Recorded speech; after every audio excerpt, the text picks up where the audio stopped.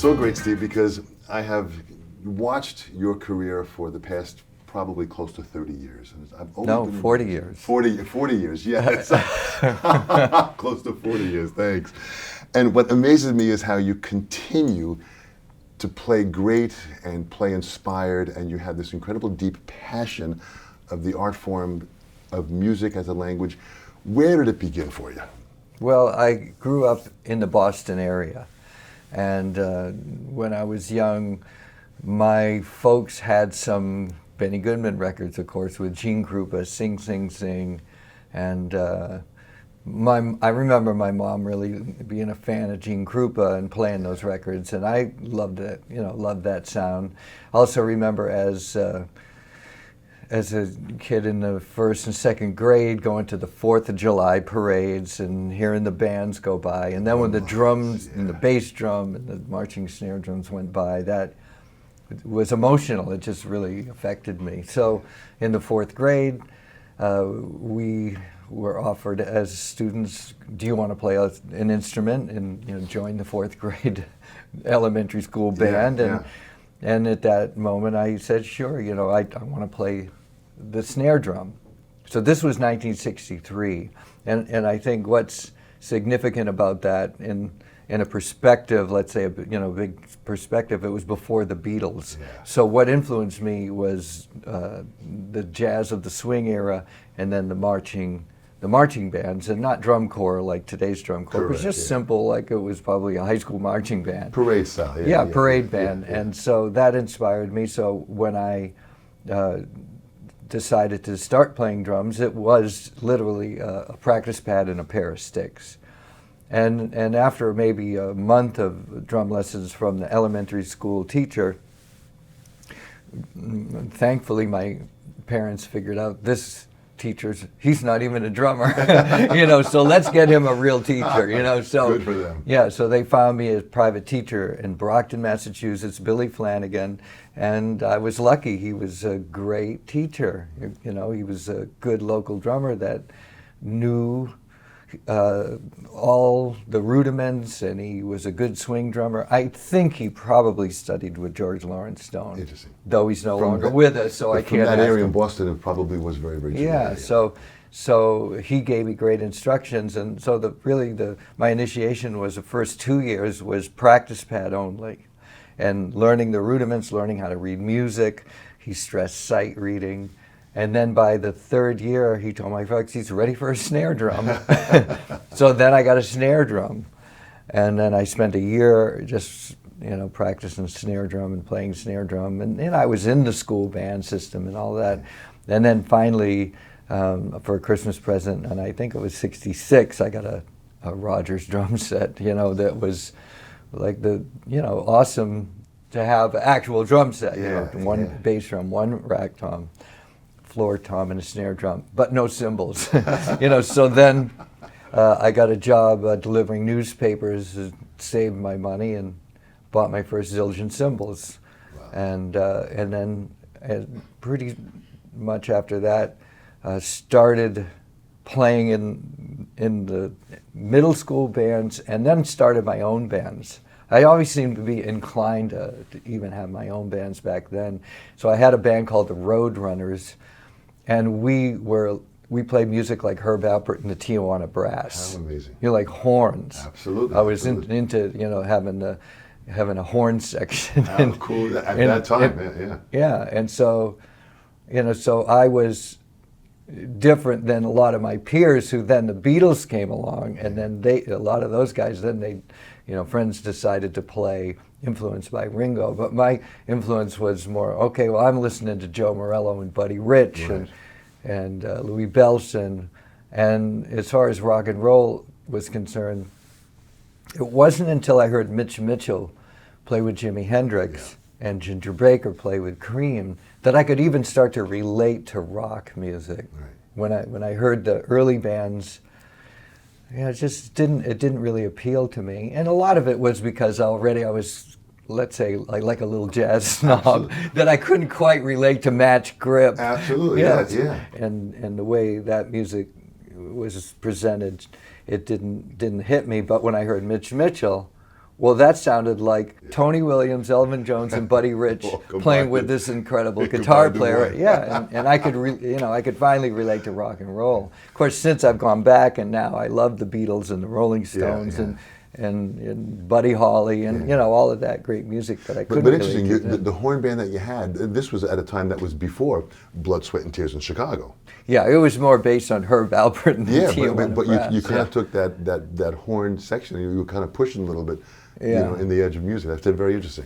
Yeah. So, but they came along pretty shortly after that. Yeah. And then, of course, Bobby Colomby, Danny Serafin, Yeah. those guys were influences, because that was 67, 68. Late And then that was my freshman year of high school. Right. When those bands came out, and I loved that music, and then my attention was in a way very evenly split between, rock, like buying Santana records with Mike Shreve and Grand Funk Railroad with Don Brewer, and Vanilla Fudge with Carmine. Yeah. And all those great bands. And then that's when Buddy Rich came out with his swinging new big band, West Side Story and Mercy, Mercy, Mercy. That changed everything. And unfortunately, I got to see him, maybe 15, 20 times, because he would always be touring around and spent a lot of time in the New England area. Boston area. He was up there a lot too. At Lenny's, Lenny's, yeah. So it was a pretty fantastic time. To be learning about music, and then shortly after that I saw Elvin Jones, I think 1968 or 69, something like that, and then eventually, once I graduated from high school in 1972, I went to the Berklee College of Music, and at that point I just really let the whole rock thing go. My focus then was really eye-opening going to Berklee. And in those years, the focus of the students and even the staff was more focusing on the music of John Coltrane from the early 60s. And it wasn't, that was like 10 years prior, so it's kind of, it's hard to relate to now, but, so A Love Supreme and all of that kind of great music. And the Miles Davis group with Tony Williams and Herbie Hancock, Wayne Shorter, Ron Carter, but Tony Williams with Miles. And then the ECM sound was really coming on strong. Because Gary Burton was teaching at Berklee ECM artists, and that music of, with Jan Christensen as the drummer, and then Jack DeJohnette. It all came out of that. That was an early sound that ECM created. Yeah. So then there was that whole mix. Again, right at that time is the rise of this whole new fusion thing that Tony Williams started, Larry Coryell with Bob Moses and Steve Marcus, and I got to witness that and be a part of that firsthand. Right. So in a way, I would consider that is the conception that I grew up with was more, let's say, the fusion conception, because it was happening in real time. The way I thought about it was, I believe, the way everyone my age thought about it at that time. And, so we're talking about, I'm 18, 19 years old. Right. This is the vanguard of jazz. Right. This is what's happening on the forefront of jazz. We weren't calling it fusion. If we called it anything, it was jazz rock. Jazz rock was the other term, Yeah, and it was starting to play jazz, but using electric sounds, going from the upright bass to the Fender bass, going from a acoustic piano to a Fender Rhodes, going from an 18-inch bass drum to now maybe a 22 or 24, and getting a lot more toms. And of course, the guy that brought that all to the forefront was Billy Cobham. And then so he became Mahavishnu at that time. Yeah, Mahavishnu was 71 to 73. Right.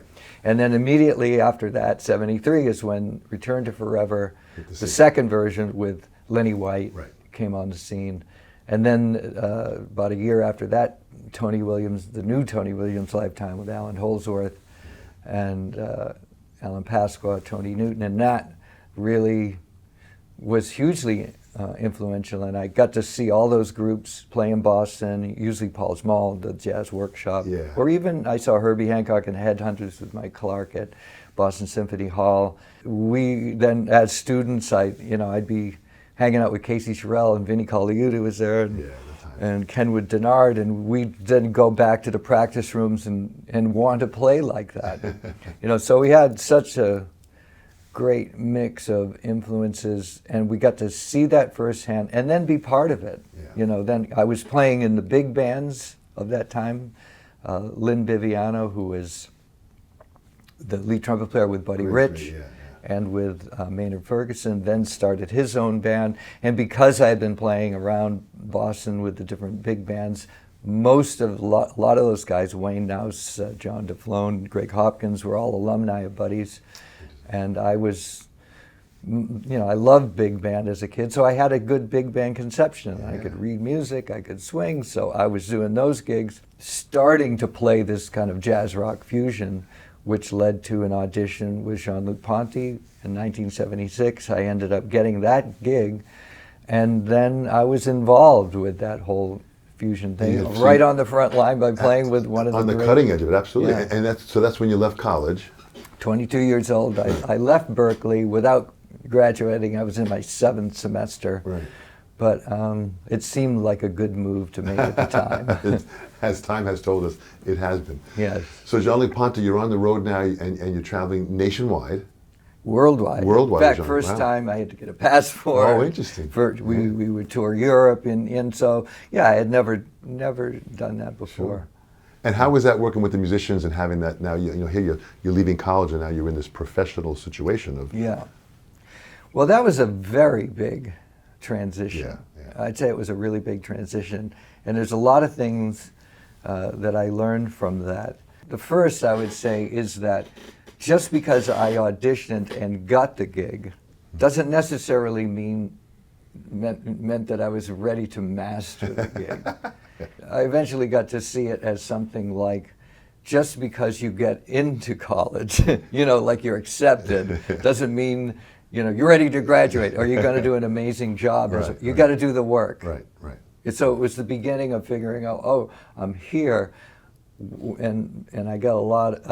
Jean-Luc noticed, I think he said, he's got the potential to do a good job at this gig. And I do think that's what happens a lot of times with auditions. Yeah. You get the gig, you're not ready to really master the gig, but the leader sees that you have the potential, then it's up to you to put in the work. So I did put in the work and did my best to keep up, because I felt like the other guys around me had been playing longer. They were more seasoned pro, though they really weren't that much older than me, but they had been like on that professional level a little longer. Yeah.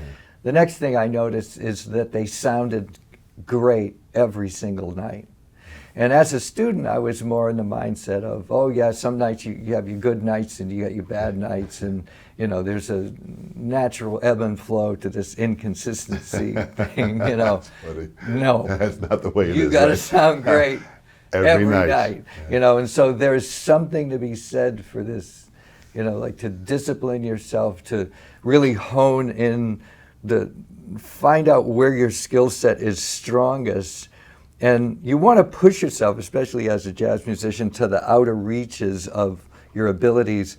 But if you go too far, you fall off the cliff. Right. And so there's a fine line between pushing yourself too far and keeping yourself within a certain range so you have this consistency. Absolutely, but you have to know yourself. Yes. Right? Yeah.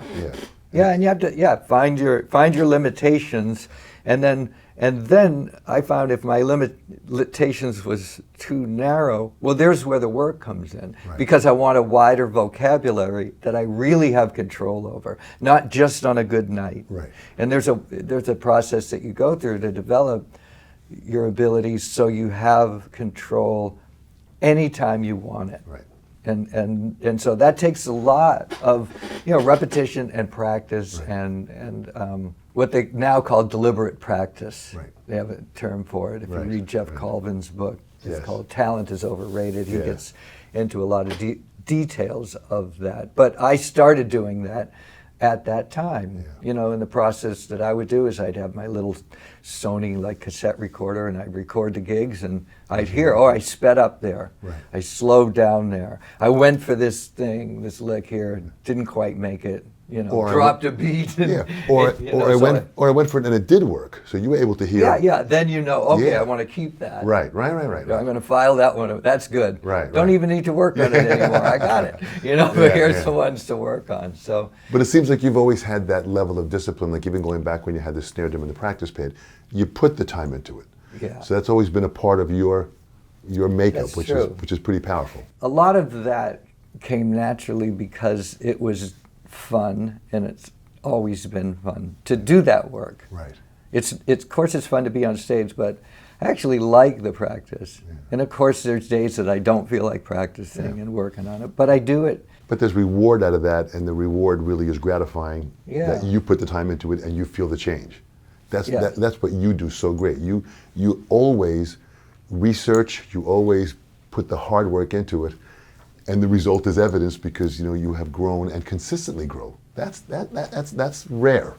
My goals aren't always what they appear to be to the public. In other words, my goal isn't just to be in this band or that situation.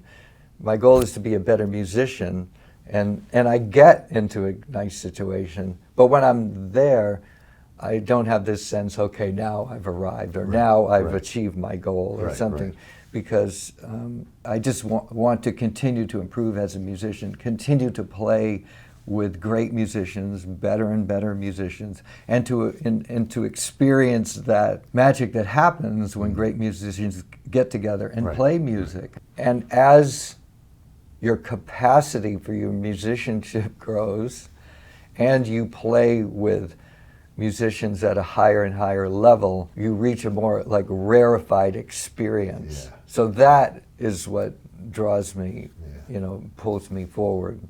I think in one way, as I get older, other things do, like injuries and recovering from injuries, and just feeling like I hope I still get to play. Like that's been something maybe in the last 10 years, like various injuries have occurred over the years, and recovering from those have helped me develop new concepts and new techniques that maybe I wouldn't have developed had those not occurred. I think what your experience is what all our great heroes experienced. Elvin went through it, Buddy, they all went through that same age growth, passion driven, I'm still going to push myself. They found that balance, which is what you've continued to do.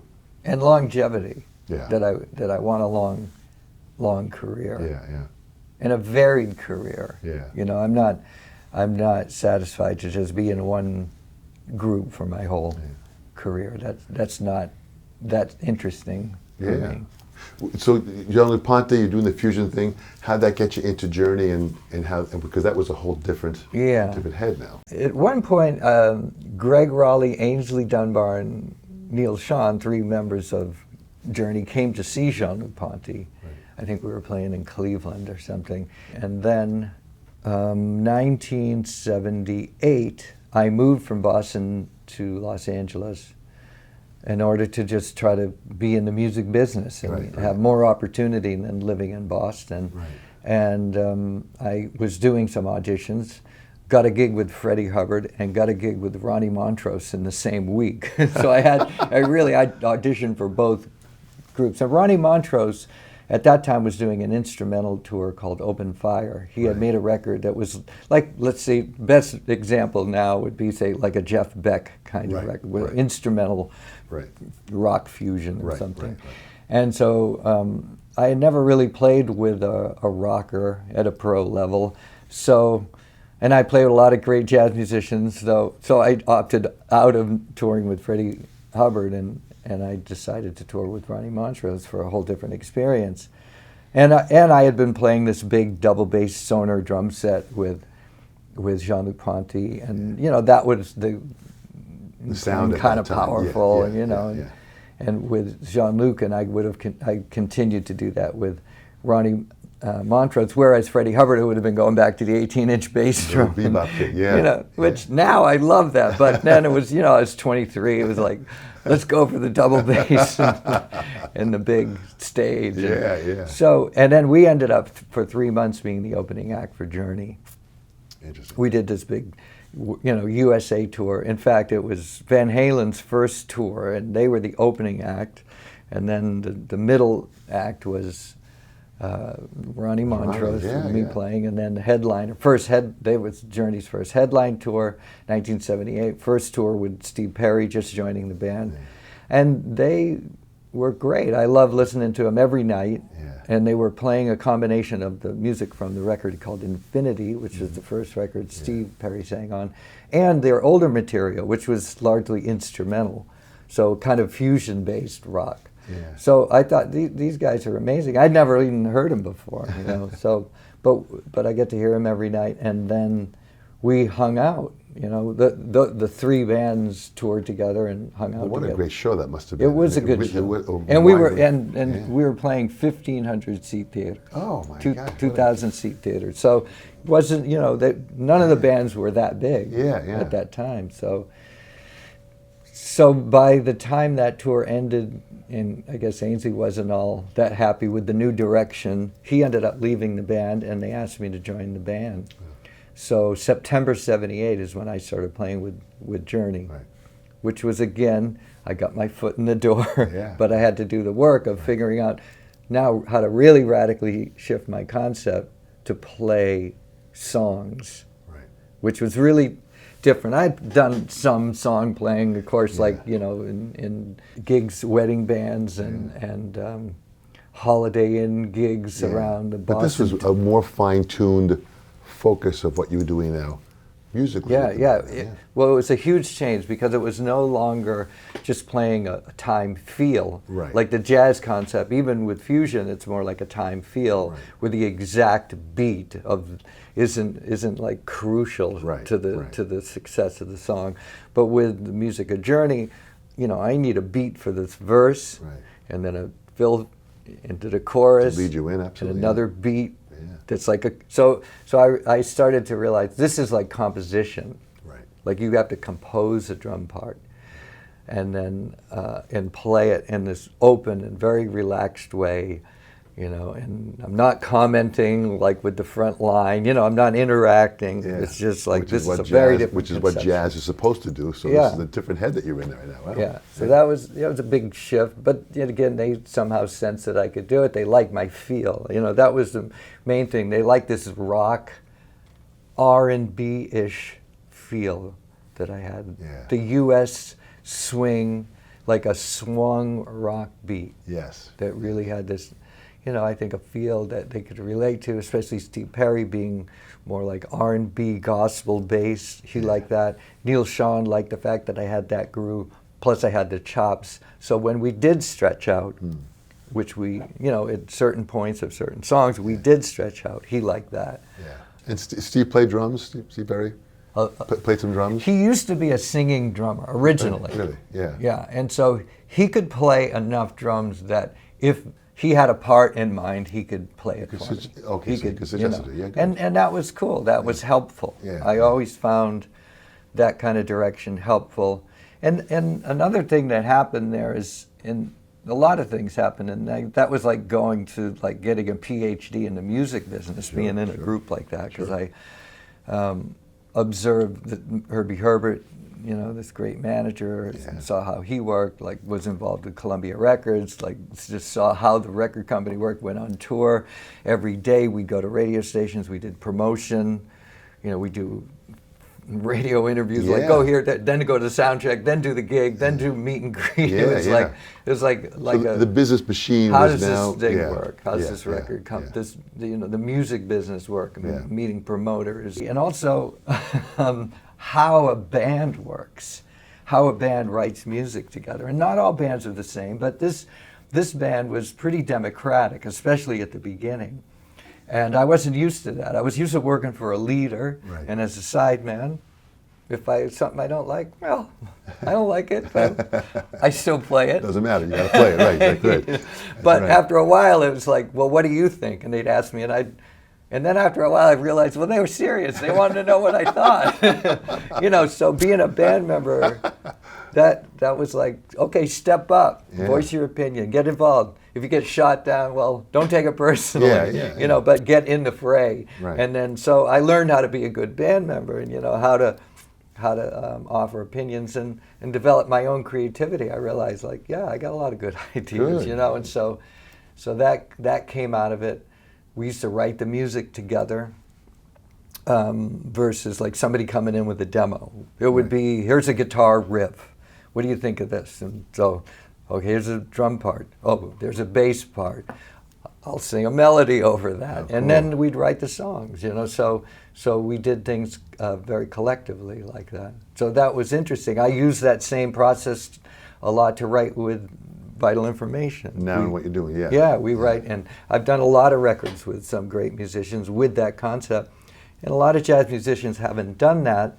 They're used to just say writing the song coming in with a finished chart. But I get together with a lot of people, Victor Wooten and Scott Henderson, or Stu Hammond, Frank Gambale, or even Larry Coryell and Tom Coster, and say, let's try this process.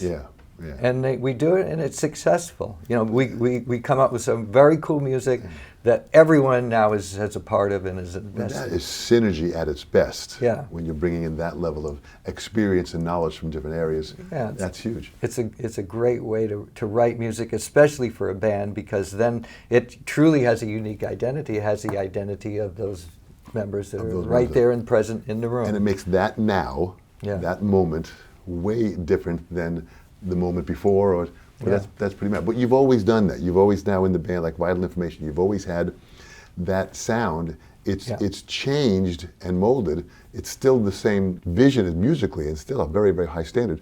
But you've always managed to kind of recreate different sounds and energy. And well, with Vital Information, really the idea started as I needed a creative outlet. I had grown up with some great jazz musicians, and a few of us played together for a lot, like when we were young, which was Tim Landers, the bass player, David Wilczewski, sax player, and Dean Brown, Mike Stern. Guitar, we all were in Boston at the same time. So we would get together once a year and just play some gigs around Boston just for fun. And that really is the genesis of Vital Information. So by 1983, I was able to get a record deal with Columbia Records and make that first album, Vital Information, with Dean Brown, Mike Stern, Dave Wilczewski, and Tim Landers. And then since that time, it's been a priority that I have a working group. Now the band members have changed over the years, and I'm the kind of band leader that wants the input from the guys in the band and wants the compositions and the co-writing of the guys in the band. So the band sound evolves really a lot to do with who's in the group. So it's not me just saying, here's what we're doing. Here's the tunes. I usually choose a certain kind of direction that we want to go in, but then we create it together. But that's a brilliant business decision that you're making. As a businessman, you're saying, I want that input coming in from everybody. It doesn't have to come from me. And that allows you to have that different excitement on each album that is unique, which is and it gets the guys very invested. And they're having fun. Their tunes are being played. They're co-composers or composers of these tunes. They're a part of the sound. So that's a real different experience than just, okay, I'm hiring you for the tour, here's the music. Right. Tell me about the latest album that's on vinyl now. You had it released on vinyl. Yes, it's called Viewpoint. Yeah. And the band's name is a little bit different. It's called Vital Information NYC Edition. And that's because I've been living in New York for the past about 8 years. And my longtime keyboard player, Tom Coster, who you know, he's retired. Interesting. Yeah, he got to the point, well, he's 74 years old. He's just been doing this a long time. He loves living in Mexico, so he spends 6 months of the year in Mexico. And so in this process and me living in New York, Vinnie Valentino, who lives in New York, my guitar player, and Baron Brown lives in Boston, but he's close enough. So we play gigs, and when we play gigs and we started, and we learned that Tom was no longer available, we started using Mark Soskin and Andy Fusco. Now Mark plays the keyboards and Andy Fusco plays the alto. these are musicians that I already had another band with called Buddies. Buddies, yeah. It was a Buddy Rich alumni band because Yeah. Andy Fusco toured with Buddy. And Yeah. then that band evolved into a group called Jazz Legacy. Jazz Legacy plays, like that was my opportunity to play, like, let's say the greatest hits of the great drummers. So I play like tunes made famous by Art Blakey and Tony Williams and Elvin, and put them in all in the mix. So I put those guys in with Baron Brown and Vinnie Valentino. So that's Vital NYC. Information NYC edition. NYC, good, so good. this new record has that mix to it, so it's got a lot of, I get to stretch out on some fun tunes. We cover some of the tunes Buddy Rich recorded, like Time Check, Willow Crest. Yes. We did a tribute to Joe Morello. Beautiful. Take 5. And then we have our own tunes, original tunes and original arrangements that the guys bring in. And we did a lot of touring in 2015. And in March of 2016, we're going in the studio to make a new record to come out later in 2016. Good for you, man. Well, what's amazing me also, Steve, is the performance side of your career has always been as intense and as vibrant as always, and relevant.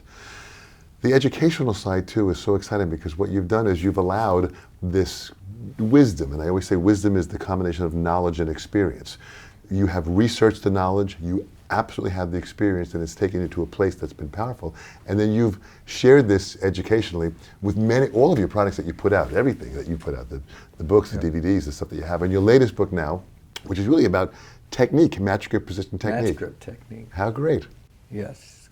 It started as a response to an injury, because as a traditional grip player, I've had some problems with the CMC joint, which is right here, wearing away some of the cartilage here and I can see now, I've done an autopsy on what happened. A live autopsy, right. Yeah. So it's the traditional grip itself is it's a great grip, and I have developed a lot of fluidity and dexterity with that grip. But I'm also guilty of over practicing. And I think that I've spent time, let's say you spend an hour and a half practicing. I've probably gotten the benefit of that practice. Right. But if I go for 3 hours, I'm just tired. My muscles are fatigued, and I'm just sort of beating myself up. And I think I didn't figure that out for a long time. So I've gotten more and more in touch with just how long can your body sustain this kind of training. And what does the muscle memory need to remember that movement? There's a point where it gets it. Yeah, and most of the time it requires something like very slow and very correct. And then a minimum of fast and at your edge. Right. Because if you're always at your edge, you're probably not doing it completely right, and you're just reinforcing bad habits. And you're instead of replacing old bad habits with new good habits, we're replacing old bad habits with new bad habits. Yes. That's what we try not to do. Exactly. Right. So I think, so it's not just a question of traditional grip in a loud setting. Yes.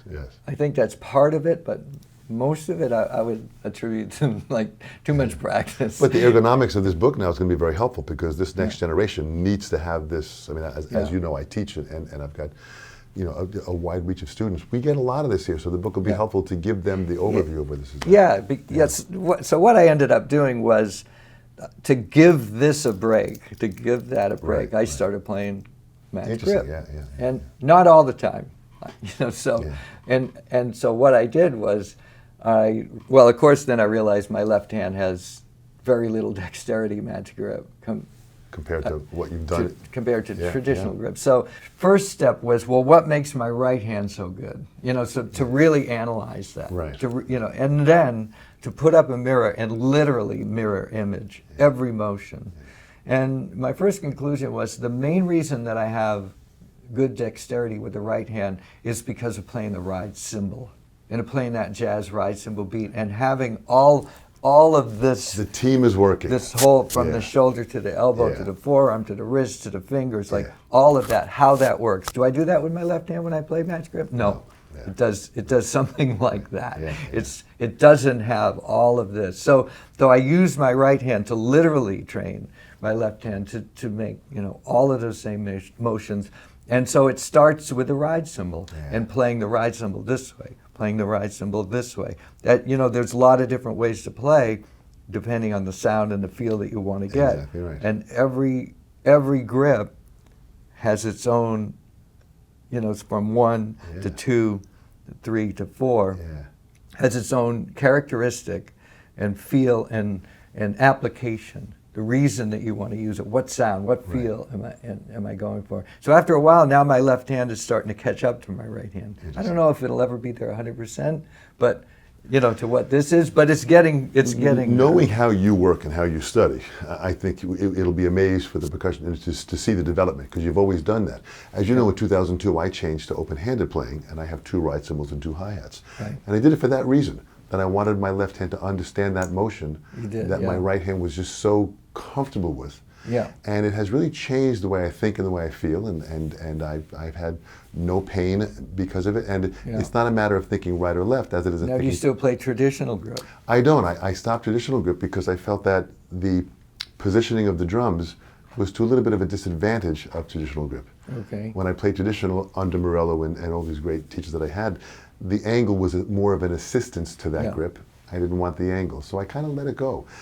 On occasion, I'll go back to it. We did an event actually together in Australia in 2004, and I was playing match grip at the time, and before we played the finale together, you turned to me and say, I want to see some of your traditional grip. And I said, all right, and I hadn't played it in 2 years, but I played it at that finale together, and it was fun to go back to it, and I didn't feel like I lost anything, and it was kind of fun to experience it again. Right. But I think where you are now is going to be very interesting to see in the next few years, because I know you're going to take this to a level. I'm keeping the angle.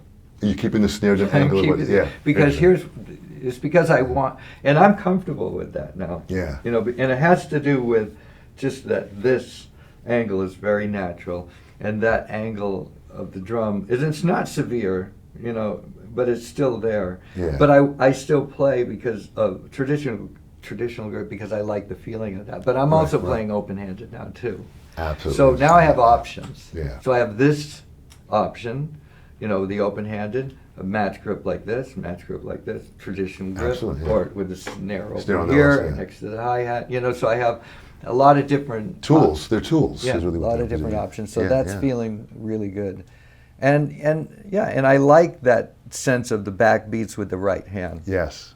It's a very yang way to play. Absolutely. Because, you know, think about this, is that one of the things that I feel is so nice about this kind of yin-yang feeling, this is light, this is kind of heavy because you have this weight. Yeah. But this is kind of light because your hand's under the stick. And you have a seesaw effect between the right side and the left side. But as soon as you go to total open-handed, that's quite yang. Yang. Yes, it's like so that's like the most direct and would say the most macho way to play. Interesting. But it doesn't have this kind of interplay. Seesaw effect. Yeah, interesting. Very interesting. So anyways, and that came from my yoga teacher because I take yoga lessons and we got into a discussion and she really could see that. And it made a lot of sense. And if I physically experience that, because when I play time like that, that's like the most, when I really want it to be powerful. Gut in the sound, That's a great way to get so that. Would you ever think about playing traditional right hand, kind of like Lenny White, if you think about how Lenny White... I've experimented with it a little bit, because actually if I play jazz here and use this hand, it's hard for me to get a light sound on the snare drum. From the angle, And so that's where this grip comes in. Yeah. You know, I can get much lighter, or even this way, I can get much lighter than if my hand's over. Correct. You know, so I do that. I don't know that I'll spend the time to do that, but I'll talk to you in 10 years. So I said, the seed is planted. What's interesting is that you still continue to have this deep passion to learn. Steve, more than anybody else that I know, and in all the years that I've known you, you've always had that drive to research and learn, and that feeling that there's something else out there. Yeah. That's powerful, because I really sensed that. I had known Elvin. I sensed that with Philly Joe. Papa Joe Jones had that same thing, and it's an ingredient that happens. Erskine's got it. You know, it's an ingredient that happens that certain people have it, and some people try to have it, and they don't succeed at it. Other people are completely ignorant to it. But you're there at the leading edge of being able to show that. Where do you see yourself in 10 years? Okay, I don't know. That's a good question because I'll be 71. Well, hopefully still playing. Yeah. Hopefully not retired. Yeah, for sure. yeah. No, I don't think I'm going to retire, but I think, I've always, let's say even for the last 25 years, I've only taken the choicest gigs that come my way, so I don't think I'm going to always choose like the very best gigs and be playing music that I love. And so I don't know that it'll be radically different than what I'm doing now, but just with, hopefully at a higher musical level, maybe a little more time off. Absolutely, Right now, my years are really densely booked. The other point of interest that I've been studying is Indian music for the last 12 years. And so that's also come into the mix. Indian rhythms has come into the mix, and playing with great Indian musicians and using the Indian rhythms in the Western world.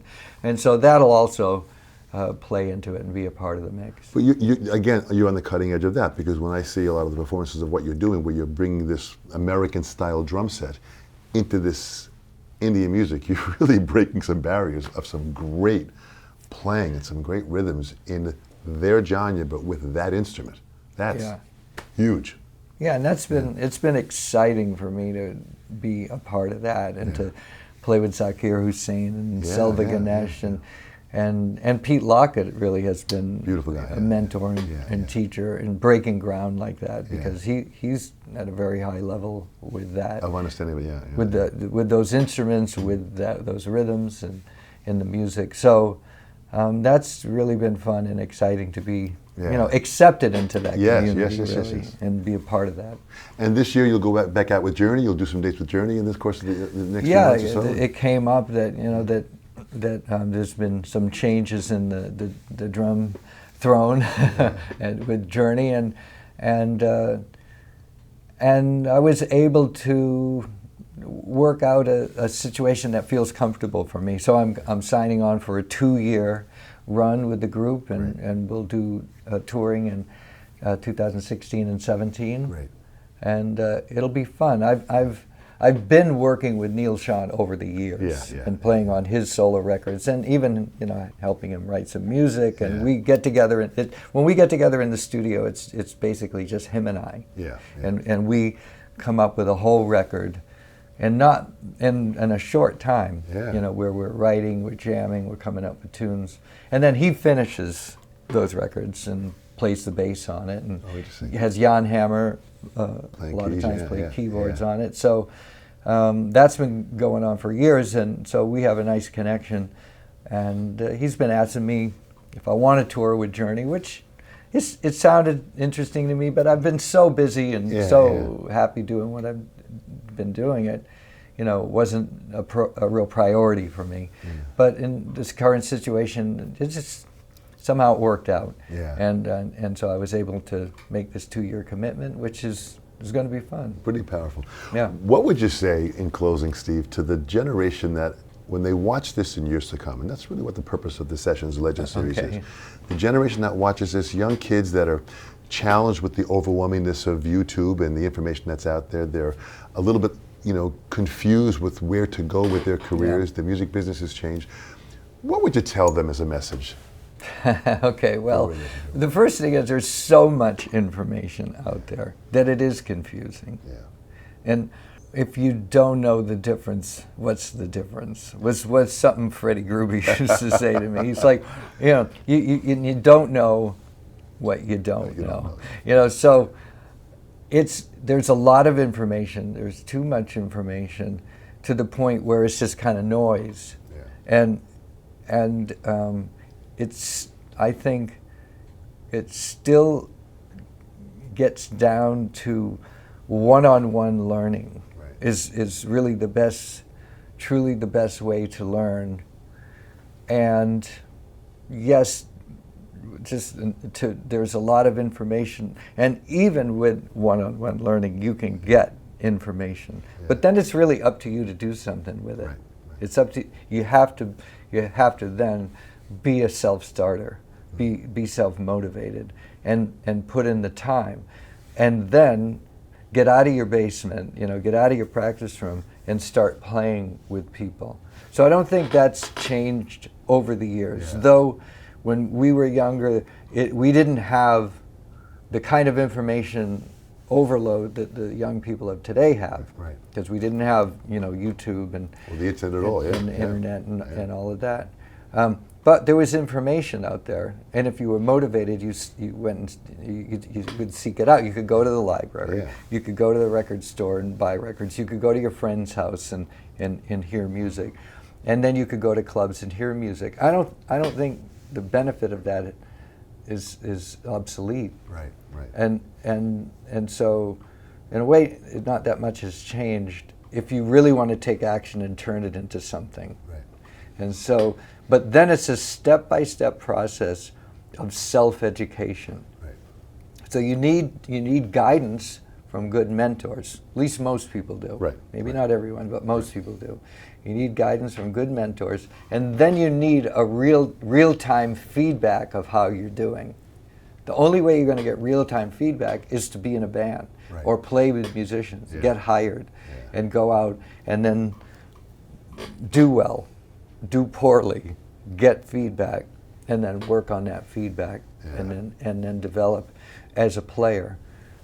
Because, just for example, doesn't matter how good you are at a play-along, pre-recorded drum track, as soon as you're now in a band where there's no click track and nothing pre-recorded, right, it's up to you to Make keep it the happen. time. Now, how do you learn how to keep time like that? Only by doing it. Yeah. How do you learn how to play with dynamics? You can't do that with headphones on, Right, in a room with a play-along track.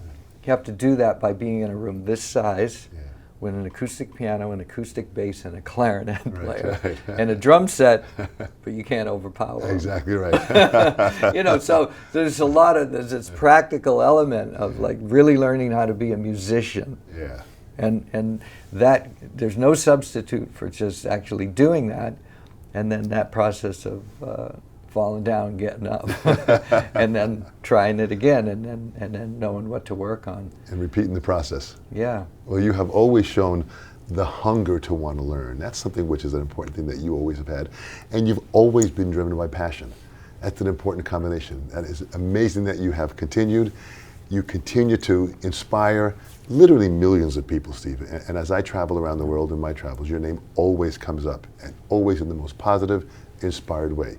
You have succeeded. I wish you to continue to succeed. Thanks, Tom. Thank you so much on behalf of the sessions. My You have been pleasure. the best, man. Great, Steve. Thank you so much. Thank you very much.